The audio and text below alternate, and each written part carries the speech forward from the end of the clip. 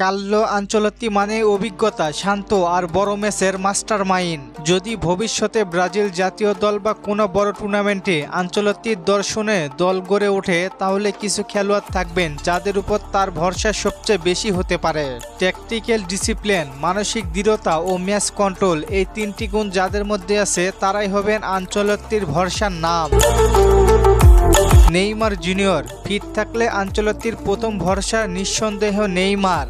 বড় ম্যাচে সিদ্ধান্ত নেওয়ার ক্ষমতা, ক্রিয়েটিভিটি আর চাপ সামলানোর অভিজ্ঞতা তাকে আলাদা করে তোলে। কার্লো আনচেলত্তি সাধারণত তার সেরা খেলোয়াড়দের স্বাধীনতা দেন, নেইমারের ক্ষেত্রেও সেটাই হবে।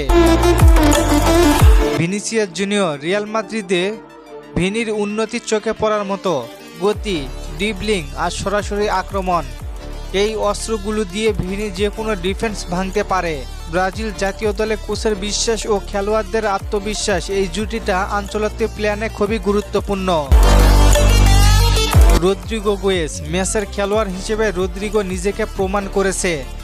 গোল করা সেন্স, পজিশনিং আর টেকনিক্যাল ফ্যাসিলিটি তাকে আনচেলত্তির প্রিয় বানায়। রাইট উইঙ্গে ফলস লাইনে যেখানে খেলানো হোক না কেন সে মানিয়ে নিতে পারে। ক্যাসমিরো আনচেলত্তির ফুটবলে ভারসাম্য সবচেয়ে জরুরি মিডফিল্ডে, সেই ব্যালেন্সের নাম হচ্ছে ক্যাসমিরো।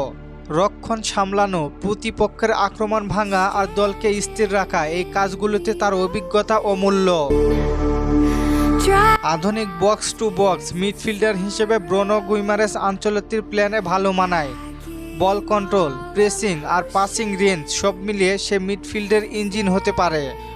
মার্কুনহোস ডিফেন্সের নেতৃত্ব দেওয়ার জন্য আনচেলত্তি সবসময় একজন নির্ভরযোগ্য ক্যাপ্টেন চান।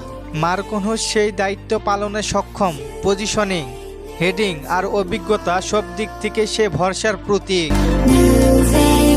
এডার মিলিতাও আনচেলত্তির সাফল্যের মূল চাবিকাঠি হলো তারকা আর সিস্টেমের ভারসাম্য। নেইমার ভিনি আক্রমণে স্বাধীনতা পাবে, ক্যাসমিরো ব্রুনো গুইমারেস মাঝমাঠে কাঠামো দিবে আর মার্কুনহোস ডিফেন্স সামলাবে। এর সাথে আনচেলত্তি বড় ম্যাচে সাহসী সিদ্ধান্ত নিতে পারবেন। কার্লো আনচেলত্তির ভরসার নাম হবে তারা যারা ট্যালেন্ট নয়, মানসিক শক্ত, টেকনিক্যালি ডিসিপ্লিন এবং বড় ম্যাচে পারফর্ম করতে জানে।